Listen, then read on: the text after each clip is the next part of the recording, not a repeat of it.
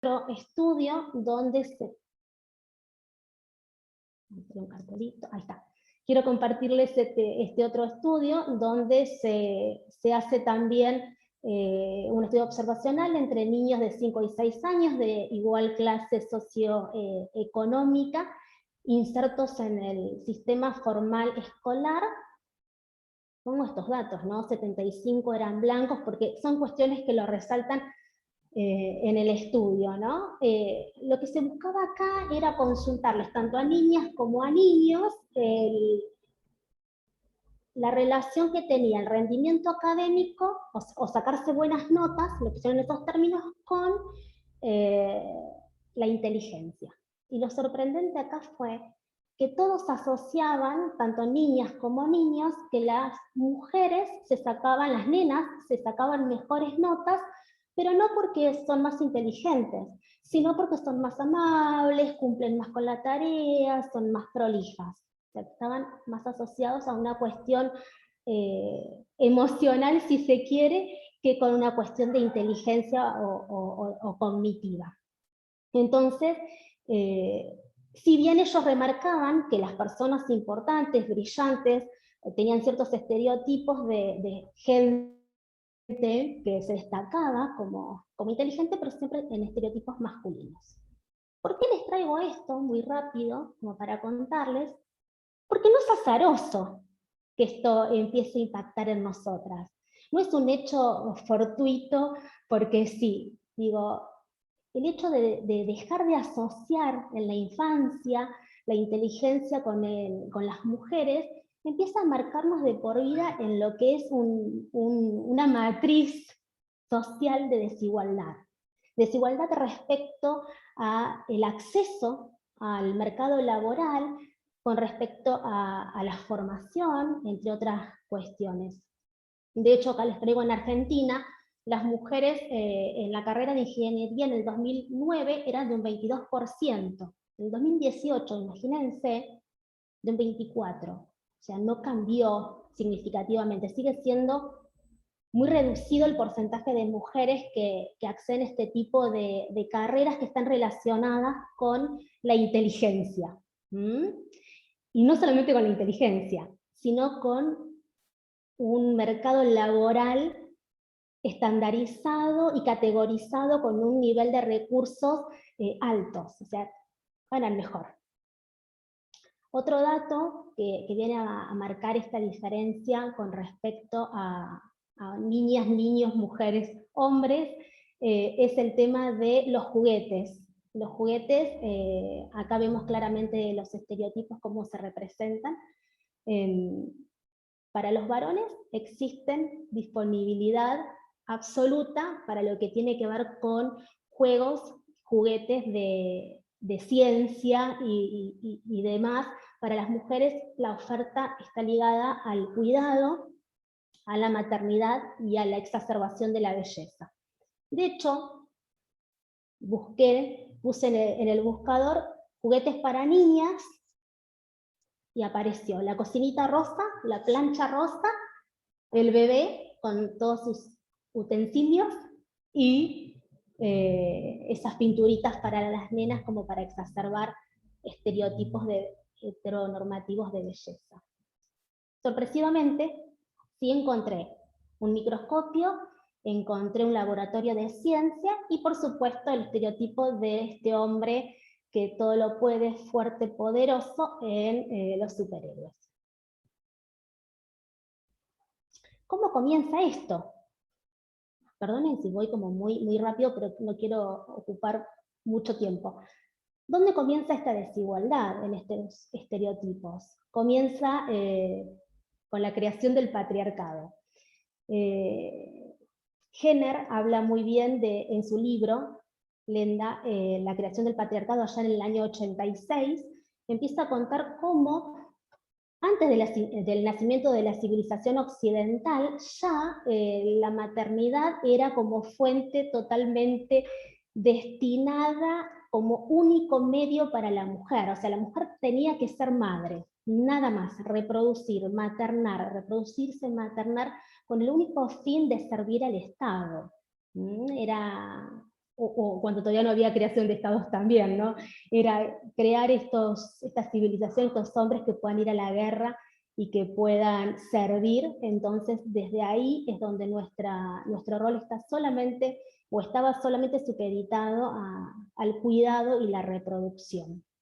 Entonces ahí, claro, empieza como a forjarse los primeros estereotipos que hoy encontramos en nuestra sociedad. ¿Por qué presenté todo esto? Podrían pensar, bueno, ¿qué hace esta mujer hablando de juguetes, estadísticas de ciencia, ese título que puso? Porque me importa que veamos que la violencia simbólica es entendida como aquella forma de violencia contra la mujer que se ejerce a través de patrones estereotipados, mensajes, valores, íconos o signos que transmiten y reproducen dominación, desigualdad y discriminación en las relaciones sociales, naturalizando la subordinación de la mujer en la sociedad. Esto no lo digo yo, lo dice la OMS allá por el 2017, como para tener en cuenta. Y en esa línea, podríamos decir que desde la sanción de la Convención sobre la Eliminación de todas las formas de discriminación contra la mujer, en el año 1976, me atrevo a decir que muchos de los que están acá no habían nacido. Otros, bueno, no habíamos nacido, me permito decirlo. En distintos instrumentos internacionales ya se empieza a hablar de que cualquier tipo de violencia contra la mujer, que incluye la violencia simbólica, es violación de derechos. Solo no tenemos que olvidar. Están siendo violados los derechos fundamentales de las personas. Y acá les puse roles, violencia, institución, estereotipo, nosotras. Como estas palabras sueltas ahí, con el único fin de mostrar cómo a través de esta representación social, que se da a través de los estereotipos y los roles, se está ejerciendo violencia institucional. Muchas veces las instituciones son reproductoras de este tipo de violencia simbólica hacia nosotras, tanto como lo vemos en los juguetes, como lo vemos en las conferencias, como las mujeres no podemos hablar de ciencia, como ayer Lu hablaba al comienzo, de que en grandes cursos y conferencias y demás hay 8 hombres o varones y una mujer, ¿no? Entonces digo, bueno, es como seguimos reproduciendo aquellos estereotipos que se forjaron en un comienzo en nuestra infancia. De todos modos soy optimista porque las niñas ahora tienen otras posibilidades. Bueno, por eso vuelvo a repetir, hacer ciencia, historia de varoneras empecinadas. Bueno, parecería que si retomamos roles, estereotipos, violencia, nosotras y el tema de las instituciones, podríamos entender o ver cuál es el sentido por el cual tomé este título, ¿no? Hacer ciencia parece que somos varoneras empecinadas, y a mucha honra. En este caso, ¿por qué elegí hablar desde la terapia de aceptación y compromiso? Porque un poquitito, así muy rápido como vengo hablando, podríamos decir que siempre hay que tomar este tipo de violencia simbólica dentro del contexto en el cual se está dando. Si bien sabemos que cada caso es individual, tenemos una mirada idiosincrática de los casos, tenemos que entender que hay una trama social y cultural que nos trajo hasta acá y que es reproductora de este tipo de violencia.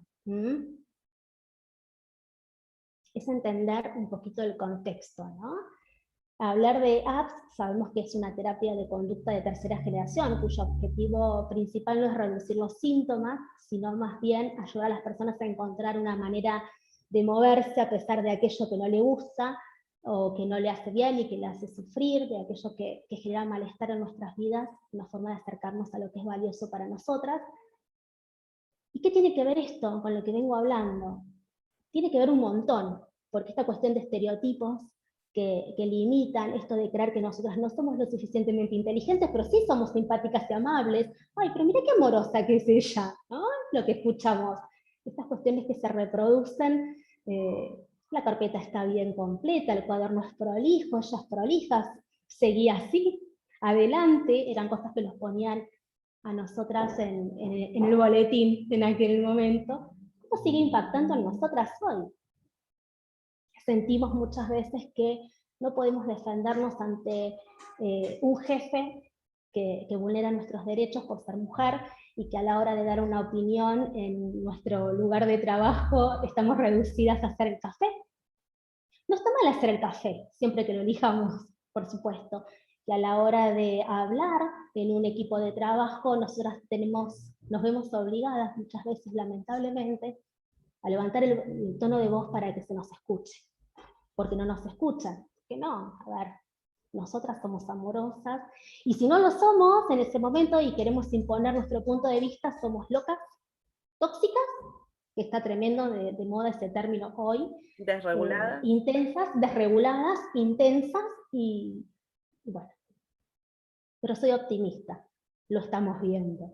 Entonces, todo esto que traemos, nuestra historia de aprendizaje, sigue impactando en nosotras. De hecho, como nos ha costado a veces animarnos a decir, voy a hacer una presentación, uy, hay hombres, hay gente muy grosa, y yo ¿de qué puedo hablar? Bueno, podemos hablar porque todas tenemos algo que decir. Por supuesto que, bueno, esto voy a pasar, ahí está. Como decía, ¿no? Que estas conductas, que son, si bien cada caso es único, las mujeres estamos atravesadas por conductas comunes, ¿no? En este caso, como decía, ¿no? Fuertes sentimientos de culpa, quizás ante un jefe, justificar la violencia que a veces ejercemos, que ejercen sobre nosotras, no poder ver, visibilizar el riesgo en el que estamos, y mantener esos valores, entre comillas, valores, es discutible, tradicionales de bueno, me tengo que quedar acá en este trabajo porque es el único que tengo, porque soy una mamá sola, y si no, ¿quién me va a contratar a mí con un hijo, con dos, con tres, hija sola? Digo, una estructura que sostiene esta reproducción de la violencia. Quiero pasar rápido. Por supuesto que pensé las intervenciones a través del Exaflex. Me encantaría detenerme, pero están mis compañeras esperándome para seguir. Lo importante acá es que esta reproducción de la violencia simbólica hacia nosotras y el efecto que tiene lo podemos ver en los procesos del Exaflex, cómo afecta, y a la hora de intervenir terapéuticamente, les terapeutas lo podemos hacer ingresando desde cualquiera de sus procesos, porque sabemos que es así, acá sí, más que nunca, el caso a caso. Y sí quiero compartir objetivos de la intervención, es ante todo validar a esta mujer que no se anima a presentar en una suponencia, a esta mujer que no sabe cómo decirle al jefe que necesita ser escuchada y que lo que tiene para aportar es muy importante, reforzar su sentimiento de identidad, autoconciencia, la toma de decisiones, la expresión de sentimientos y de opiniones, aceptación de los pensamientos y estados emocionales aversivos, identificar y reconocer los indicadores de control, acoso, abuso o violencia en una relación, porque acá, ¿no? Aparece esto de termina naturalizando, como decía hace un ratito. Entonces es como lo común, pero bueno, si es mi jefe, él sabe, pero ¿cómo puede ser? ¿Qué voy a decir yo, que recién empiezo? ¿No? Cositas así. Incrementar el contacto con la fuente estable de reforzamiento positivo, variados y significativo, que sean consecuentes con sus valores. Y acá me voy a permitir hacer una salvedad, porque si bien es muy importante conectar con estos valores individuales, que por supuesto no los voy a describir acá porque cada quien, como dice la palabra, es individual, pero sí me atrevo a decir que acá es muy importante las redes de contención de otras mujeres que puedan acompañar y mostrar. Y además esa otra red que nos acompaña a nosotras, que son los hombres. Hombres que puedan involucrarse, que deseen hacerlo y que puedan acompañarnos, acompañar a estas mujeres para generar un gran contexto de cuidado. Establecer nuevas reglas, y acá también reglas lo tomo con mucha precaución acerca de lo que les ha pasado y todo lo que tiene que ver con el sufrimiento y el bienestar emocional y psicológico y sus valores. Y bueno, comprometerse en acciones para acercarse a aquello que da sentido a su vida, aquello valioso. Elegí esta frase, antes de cerrar, como para resumir un poquito esta presentación que di, siento así se los digo, de manera veloz, pero el tiempo es tirano, como dicen en televisión. A cada mujer, este taller y este momento va para cada mujer que me crucé en el camino y nos reconocimos, a las que hicimos a través de la virtualidad, a las redes que hicimos a través de la virtualidad compartiendo saberes, historias y sentido, a las que dan vida a este espacio de construcción colectiva que es el grupo de mujeres del chapter argentino de la ICBS, a las que lloran en silencio, a escondidas, y a veces las vemos, y a veces no. A los hombres que buscan entender, que quieren saber, a quienes me abrazaron, a quienes sienten que cada palabra libera, que la verdad libera, porque todas tenemos algo que decir. Acá puse para cerrar a la mujer de mi vida, que es mi madre, y creo que ahí están mis datos de contacto. Bueno, eso fue todo. Muchas gracias y Hermosa. Seguimos con Gaby. Me vas a hacer emocionar antes de empezar, Vicky. Bueno, te voy a pedir que me pases los slides. Los tengo acá, porque no, igual vamos para el anterior. Ahí va. Bueno, yo voy a intentar dar un aporte desde la psicoterapia analítica funcional para superar las barreras de búsqueda de ayuda a las mujeres latinas que son víctimas de violencia de género. Quiero agradecer en principio a Amanda Muñoz y a Renzo Aguilar, que son los que me compartieron el artículo en el que me basé para hablar sobre este tema, y que con mucha generosidad lo hicieron porque todavía es un artículo que no se publicó. Esta frase, a veces el peor lugar donde puedes quedarte es tu propia mente, surge en función de lo que vamos a hablar, que es de intentar generar vínculos interpersonales cercanos en nuestras pacientes para que logren de alguna manera poder superar, ¿no?, las barreras de búsqueda de ayuda y no se queden en el silencio de su propia mente, ¿no? Pasamos.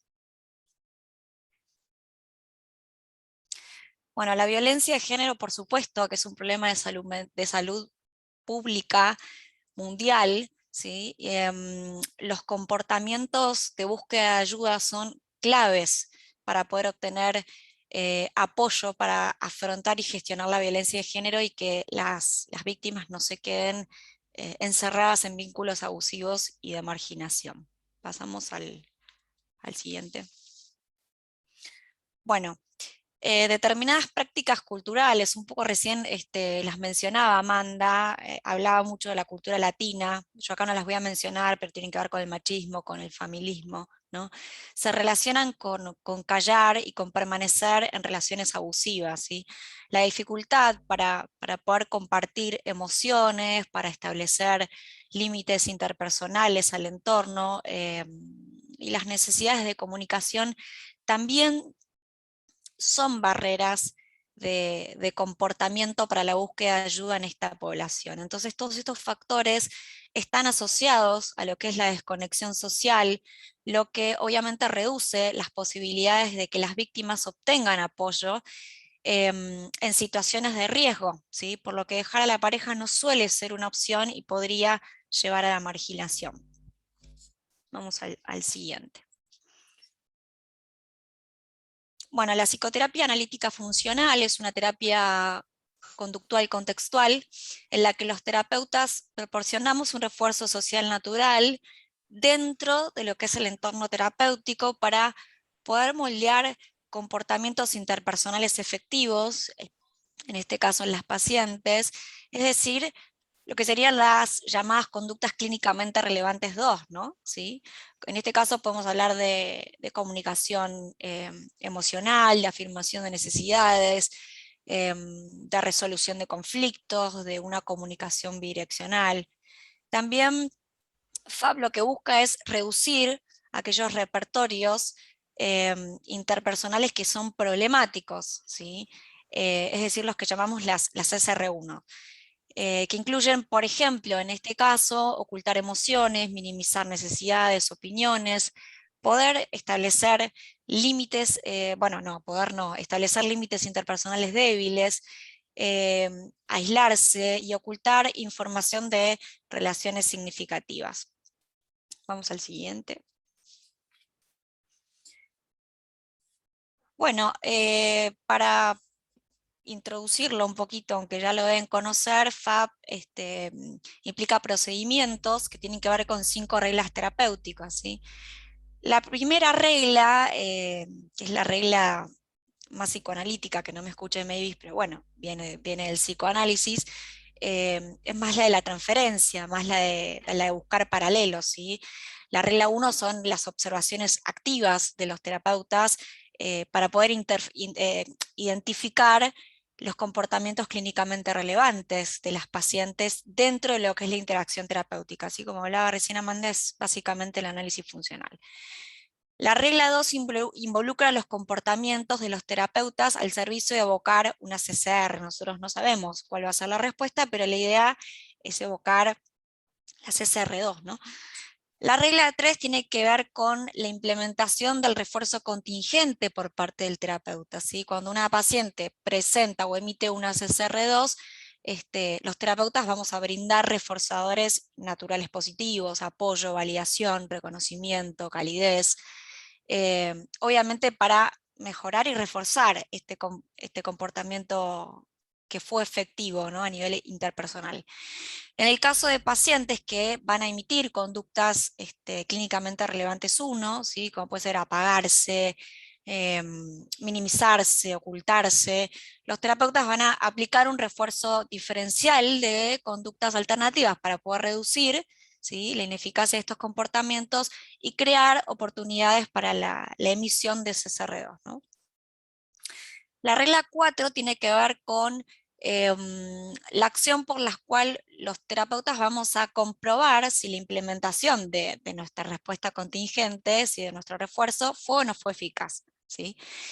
Y finalmente, para mí la más difícil de todos, la regla 5 tiene que ver con el promover la generalización y la discriminación de los comportamientos interpersonales, desde lo que es la relación terapéutica hacia el entorno de la vida cotidiana. O sea, primero vamos a reforzar conductas interpersonales, en el caso de violencia de género, dentro de la relación terapéutica, una relación saludable, y una vez que esté bien reforzada, vamos hacia la afuera. Pero esta no es una regla 5, porque no es simplemente generalizar, sino que implica un coacheo, una discriminación de hacia qué entorno se va a generalizar, ¿sí? Vamos a la siguiente. Bueno, FAB propone que las relaciones terapéuticas basadas en la intimidad y la cercanía pueden ayudar, ¿sí?, a las víctimas de violencia de género y pueden identificar características de esas relaciones que proporcionan ayuda cuando la necesiten, ¿sí?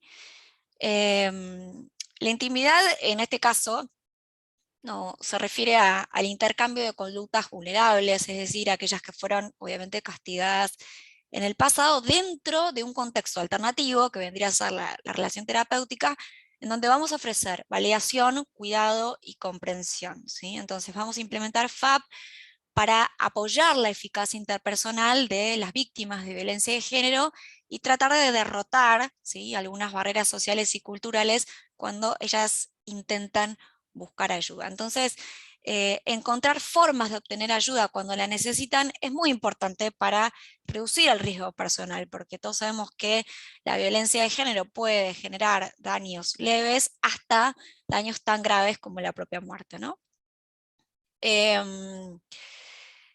Bueno, las víctimas latinas, porque en realidad este texto estaba escrito en base a víctimas latinas de violencia de género, deben lidiar con un montón de barreras de comportamientos sociales, ¿sí? Culturales, para encontrar ayuda, ¿no? Como decía recién Amanda, hay mucho de- del conjunto, del familismo, ¿no? Bueno, por la familia todo.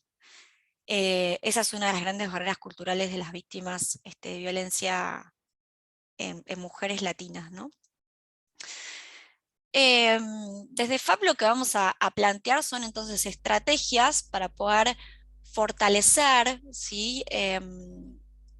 Sus relaciones y la efectividad interpersonal y la construcción de redes sociales significativas que son factores obviamente muy cruciales a la hora de aumentar la seguridad propia de las pacientes y superar las barreras que se imponen desde lo cultural en estas víctimas, ¿no?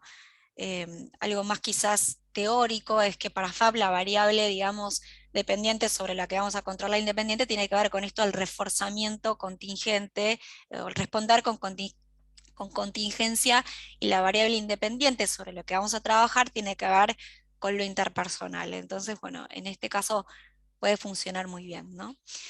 Enfatizamos que la relación terapéutica es un modelo de relaciones saludables, eso es lo que vamos a intentar eh, reproducir en la relación terapéutica, ¿sí? De bidireccionalidad, de apoyo, ¿sí? Una relación conectada, por lo que FAP es una terapia muy efectiva para reducir estas barreras interpersonales en víctimas de violencia de género. Bueno, vamos al siguiente y me voy apurando porque me van a matar. Bueno, si bien no hay una intervención en FAP independiente para lo que es violencia de género, Vaca Ferrer desarrolló un programa grupal con hispanas víctimas de violencia interpersonal de pareja que incluía procedimiento de varias terapias contextuales conductuales como ser FAP, ACT y activación conductual. Bueno, lo que se hizo en este estudio sí fue que las sesiones iniciales se enfocaron en fortalecer la relación terapéutica a través de la implementación de FAP, ¿sí? Se enfocaron en promover también varias relaciones interpersonales efectivas, repertorios como la participación en conductas protectoras, identificación de indicadores de comportamientos violentos dentro de las relaciones, participación en actividades agradables y de relaciones dentro del programa, y el resultado es que encontraron una reducción bastante importante de lo que es el distrés y de los comportamientos de riesgo, y que aumentaron las conductas de cercanía y de apertura a los demás. Vamos al que sigue.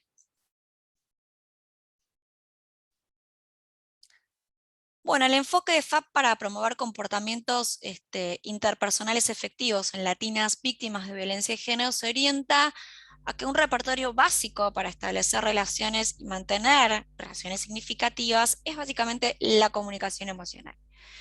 Córdoba y Scott describieron cómo expresar la vulnerabilidad, las emociones y las experiencias es clave para poder construir intimidad, ¿sí? Ocultar experiencias emocionales, esto de estar asociado con algunas víctimas de violencia, es muy común en latinas, así como la vergüenza, el miedo al rechazo de la familia, los amigos, y esto deteriora por supuesto un montón el apoyo social. Por lo tanto, poder reducir este impacto de ocultamiento emocional es bastante crucial para poder ayudar a estas víctimas a mantener relaciones que sean bien sólidas y seguras. Las dificultades para poder expresar emociones serían el resultado obviamente de la exposición continua de castigo e invalidación dentro de la relación abusiva y por qué no de la historia de cada paciente, ¿no? Vamos al que viene. Por lo tanto, es muy importante crear, ¿sí? Desde FAB un vínculo genuino, cariñoso, una relación terapéutica honesta, como el primer paso para promover una relación basada en una comunicación emocional efectiva, ¿sí? Vamos al que viene. Bueno, para hacerlo, en FAB evocamos intencionalmente la expresión emocional de nuestras pacientes. En el caso de las víctimas de violencia,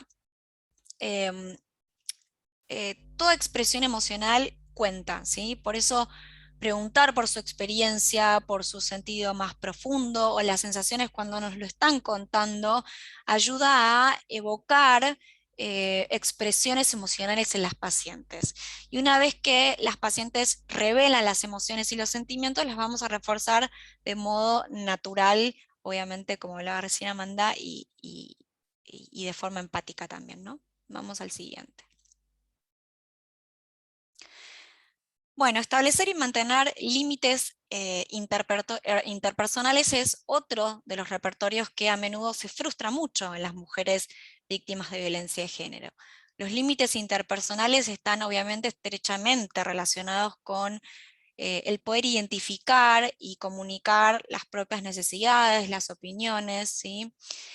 Em, los antecedentes de abuso suelen generar formas bastante ineficaces de comunicación en las víctimas, ¿sí?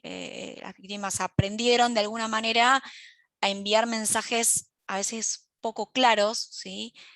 Acerca de lo que quieren y necesitan de las relaciones, que resultan en la dificultad de otras personas para estar atentas y receptivas, perpetuando este bucle de malentendidos y de comunicación indirecta. Vamos al siguiente, yo acá me quedé en la... Bueno, en este caso, en FAP, los terapeutas vamos a tratar de identificar con mucha sutileza las circunstancias en las que las pacientes muestran mensajes que por ahí no son tan directos o claros y que puedan generar dificultades al establecer límites dentro de una interacción terapéutica, por ejemplo. Entonces, en la terapia obviamente se generan estas oportunidades naturales. También pedimos explícitamente a nuestras pacientes que por ahí nos pidan algo, que hagan solicitudes, que escriban sus necesidades, ¿sí? Que expresen sus opiniones sobre las terapias y la relación terapéutica a través de feedbacks. Cuando se evoca esto y las pacientes se comportan de manera asertiva, obviamente vamos a ofrecer un refuerzo a estas necesidades de comunicación. Vamos al que viene. Bueno, entonces se espera, obviamente, que los terapeutas establezcan paralelismos entre los comportamientos de la vida diaria y durante la sesión para, la regla 5, poder generalizar a otras relaciones. Las características de los factores sociales, básicamente en Latinoamérica, pueden contribuir a mantener bajas tasas en lo que tiene que ver con la búsqueda de ayuda por parte de las pacientes víctimas de violencia, básicamente por la cultura, ¿no? La historia, digamos, hay una historia generalizada de castigo cuando se solicita ayuda y comprensión, entonces se forman patrones de evitación en la intimidad de la búsqueda de ayuda. Vamos al que viene. Bueno, en terapia es común que las pacientes obviamente eviten pedir ayuda a sus terapeutas. Por esta razón, notar las sutiles solicitudes de ayuda es muy importante para mejorar este repertorio. Evocar directamente peticiones de las pacientes e invitarlas a hablar sobre ello normaliza bastante la conducta de pedir ayuda. Entonces, reforzar de forma natural los pequeños pasos hacia la divulgación de los asuntos personales fuera de lo que es la familia aumenta la búsqueda de ayuda de amigos de la comunidad y la salida, obviamente, del vínculo abusivo.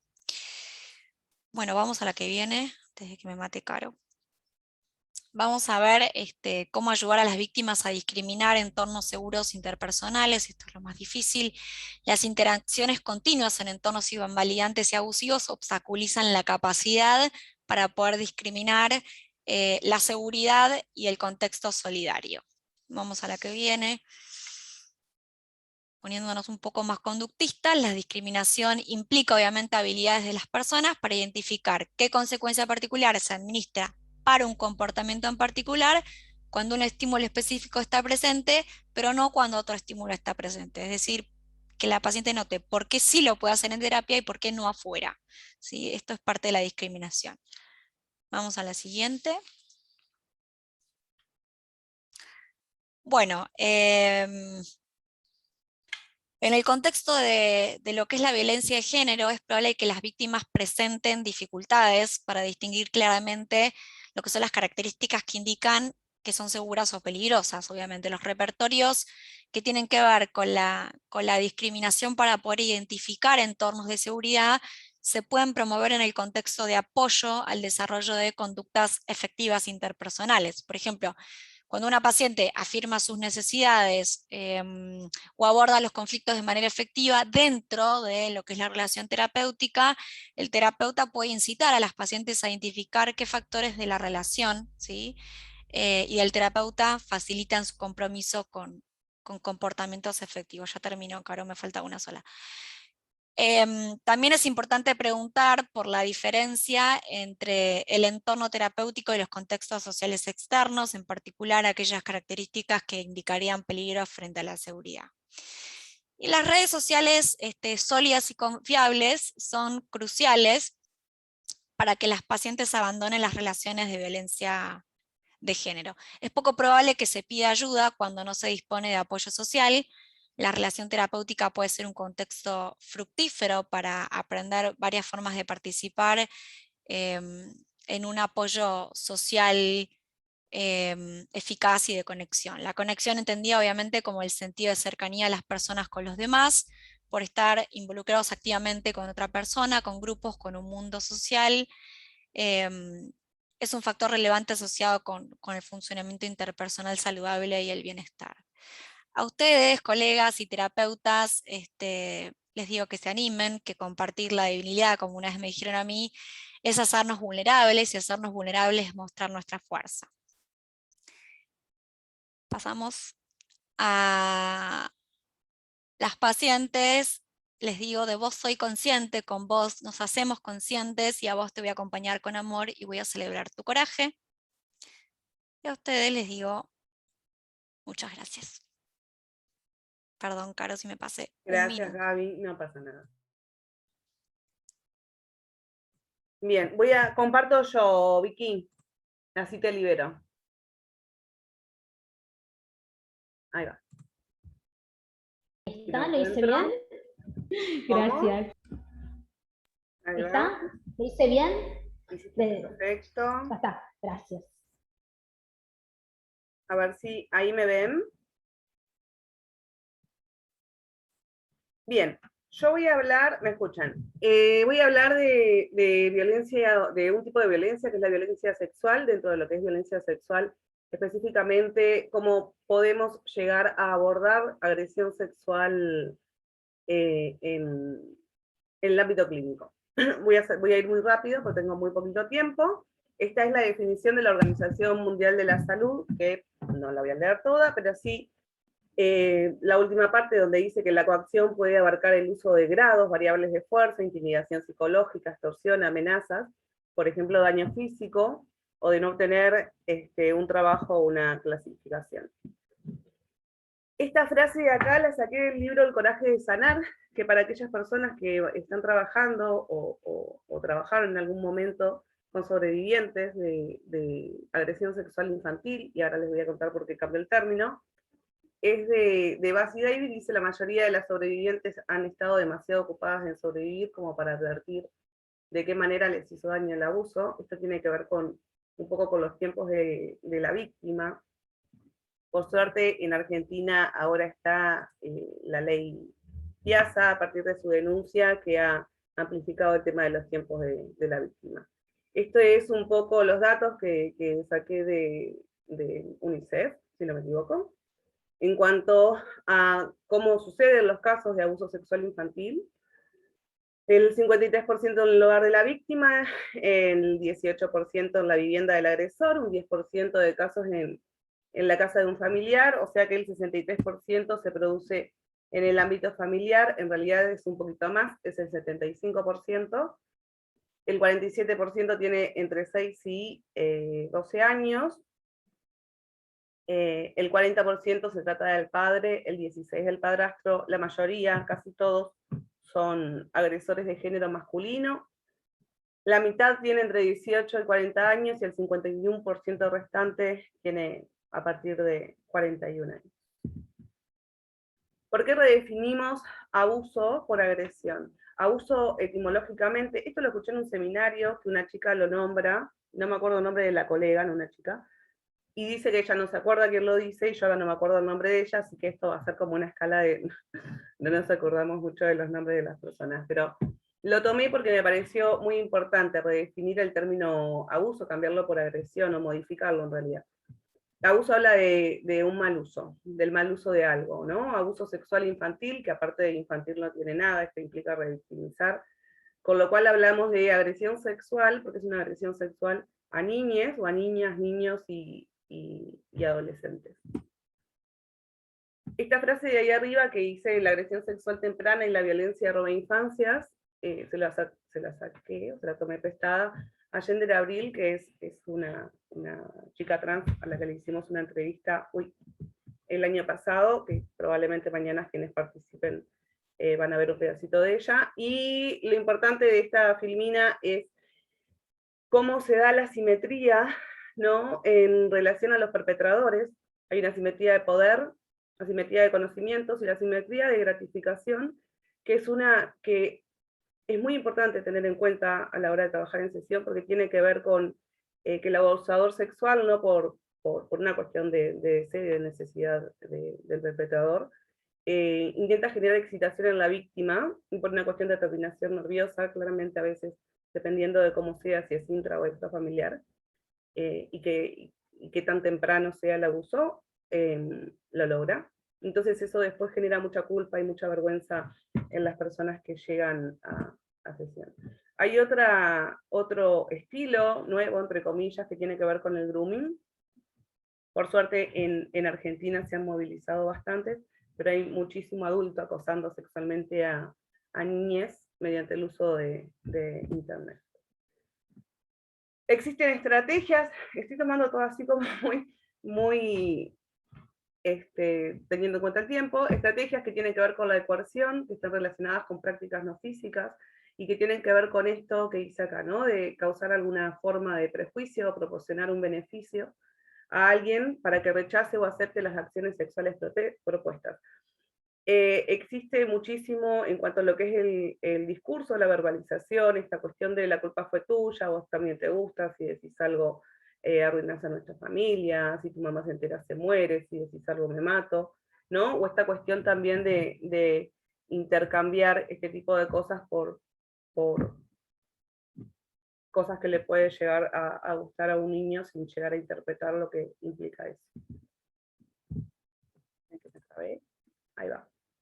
La violencia atraviesa todos los ámbitos, no es algo nuevo, pero ¿qué factores culturales atraviesan el ámbito clínico?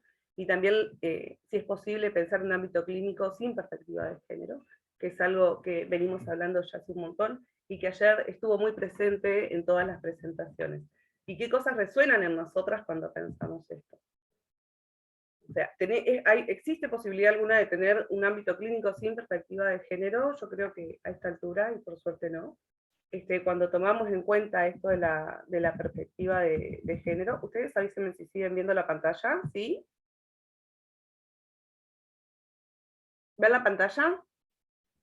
Sí, Sí, Caro. Caro. Sí, Sí, se ve, Caro. Cuando tomamos en cuenta la perspectiva de género, una de las cosas que hacemos también es colaborar con la persona que está ahí a que tome conciencia de la situación. Venimos de una cultura patriarcal que da mensajes erróneos. De hecho, se confunde muchas veces el término consentimiento, porque no existe agresión, porque estamos acostumbrados a pensar que si hablamos de violencia sexual, del otro lado no solamente tiene que existir una resistencia, la agresión tiene que estar también, y la víctima siempre debería, en términos de cultura patriarcal, defenderse. Existe un caso que es muy conocido, que es el caso de La Manada, donde todos quedan, que es español, donde todos quedan libres de cargo y culpa porque la chica aparentemente no hizo nada sin tener en cuenta las consecuencias, ¿no?, de estar siendo violada por 6 personas. Y si no se defiende, entonces la cultura supone que esta persona quiso.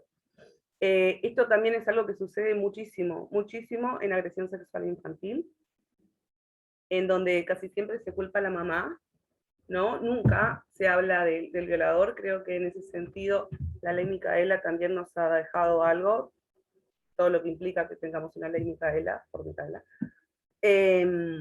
Muchas veces sucede también esto, ¿no? De que se culpa a la mamá porque dejó sola a la nena, y cuando hablamos a veces de dejar sola a la nena tiene que ver con que la dejó con su papá, porque la vistió provocativa, o porque no fue lo suficientemente buena como madre. Bien, estereotipos de género, que es algo que también es importante tener en cuenta, y respecto a esto, tanto hombres como mujeres formamos parte. Estuvimos muy acostumbradas a esto, a que pase inadvertido, a que nuestra sexualidad, tanto mujeres como hombres,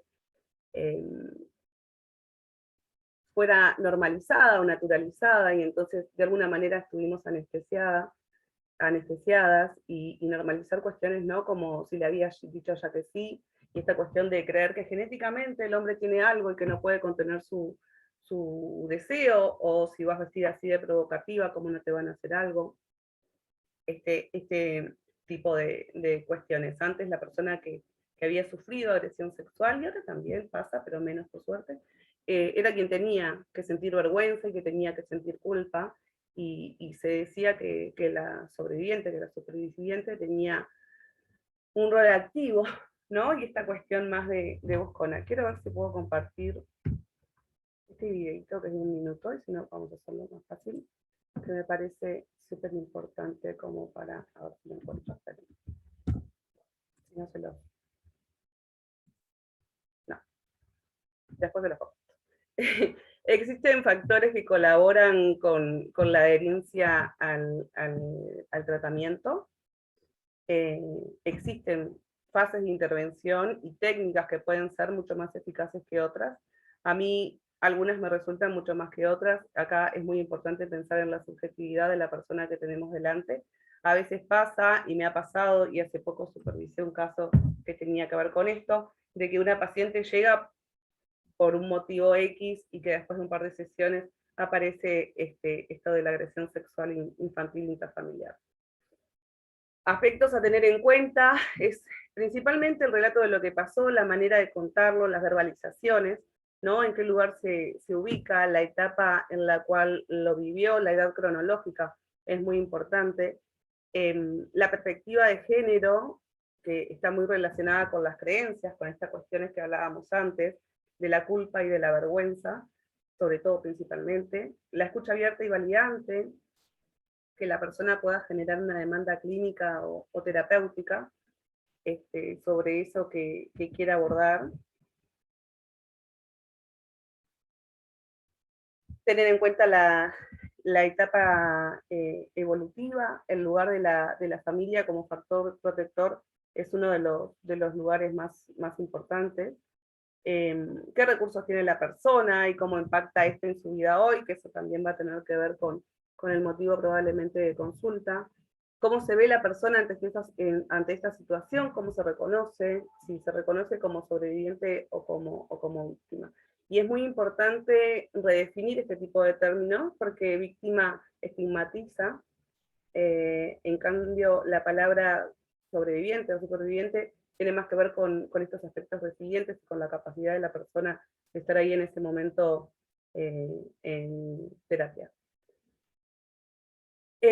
¿Cómo impacta esto en su vida hoy? Y creer nosotros realmente en eso que decimos, y si realmente no podemos ponernos en ese lugar, derivar siempre es una opción, porque no somos omnipotentes, ni tenemos que hacerlo tampoco, y siempre tiene que ver con lo que sea mejor para la paciente.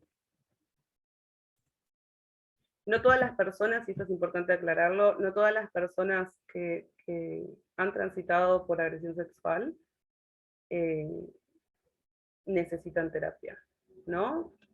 Eso también es muy importante. Algunas tuvieron un rol o factores protectores, una red social que pudo contenerlos, y realmente, si bien lo pueden traer a terapia, no necesariamente necesitan trabajar sobre ello. Intentar no cumplir un rol muy dirigente, esto es muy importante y es parte de la escucha abierta y validante. Evitar la revictimización, esto mucho más. En agresión sexual es importante centrarnos ahí está, en validar, que ya lo dije, tener en cuenta el plano material, que es una cuestión más estadística, ¿no? Esto de que 1 cada 5 mujeres, por lo que menos lo que dice la estadística, pero sabemos que hay muchas más, han sido agredidas sexualmente. En el plano simbólico, claramente desde lo contextual, hay que tener en cuenta la experiencia, cómo la lee, cómo la recuerda, cómo la vive, el tipo de agresión sexual que vivió. Normalizar, porque para la mayoría sentirse mal, tener estas cuestiones, ¿no?, relacionadas a depresión, ansiedad, la culpa y la vergüenza, son situaciones que aparecen como que es una enferma, muchas veces también buscan patologizarse, porque el dolor es muchísimo menor a tener que recordar algo que les pasó. Bueno, validar, insisto mucho con eso, normalizar también, y tener en cuenta los estereotipos y la normatividad patriarcal, así como los modelos de aprendizaje y cómo fueron creados y formados, y el tipo de ámbito familiar que tuvieron. Bueno, algunas estrategias, no sé si fui muy rápido, capaz sí, no. Colaborar con defusionar pensamientos. Es muy importante igual aclarar acá que existen un montón de cosas en el medio, que esto es como grandes rasgos, que tiene que ver con tener la capacidad de tener habilidades para trabajar todo lo que vaya sucediendo en sesión. Colaborar con defusionar los pensamientos, las ideas que trae consigo, colaborar con poner una perspectiva, flexibilizar, trabajar la culpa y la vergüenza, que es muy importante. Es fundamental que podamos abordar y entender las situaciones que tienen que ver con el contexto familiar y cultural de la mujer y tenerlos muy presentes. Tener en cuenta cuál atravesada puede estar en cuestiones de género, no patologizar. No patologizar es también muy importante, normalizar las secuelas que deja esta situación, que es tan arrasadora.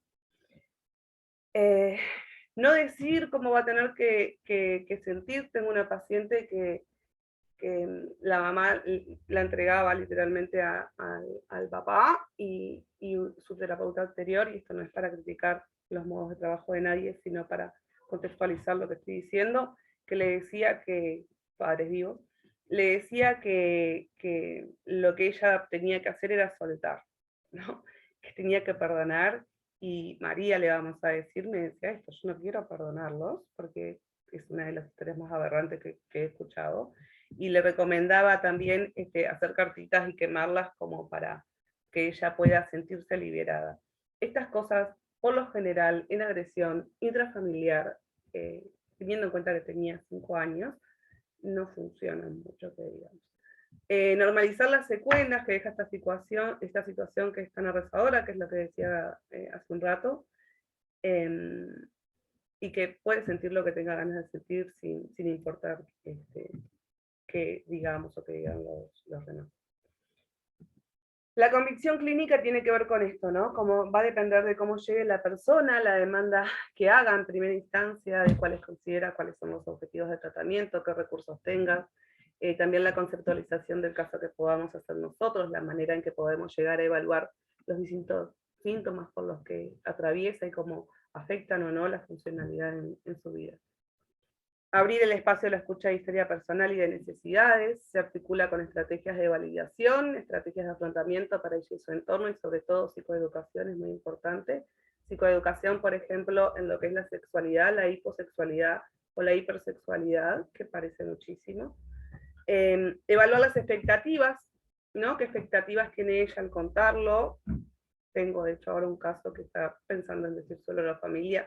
Entonces, evaluar también las expectativas y trabajar sobre eso. Trabajar mucho flexibilidad, porque uno por lo general va pensando qué es lo que le va a responder el otro.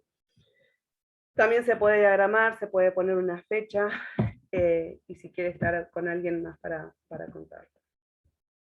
Trabajar sobre habilidades y estrategias de afrontamiento que pueda poseer el paciente, se pone especial acento en la perspectiva de género, mucho, y en desnaturalizar la violencia, esto también es muy importante, que es un poco lo que estaba hablando recién Gaby. Dependiendo de la situación del paciente, se puede buscar grupos donde se sienta apoyada por pares. Síntomas relacionados al estrés postraumático, yo lo trabajo con MDR, muchas personas lo trabajan con exposición, y recién también Amanda nombró una estrategia que está muy buena. Y para ir cerrando, porque si no, 39, soy una maravilla. Es muy importante no tomar lo que le pasa al paciente no es solamente el tema de la agresión, tiene toda una vida y hay todo un contexto atrás. Entonces, fomentar el desarrollo de actividades agradables y de ser necesario la activación conductual para que eso pase. Trabajar con los valores del paciente y con todo eso que aparece ahí.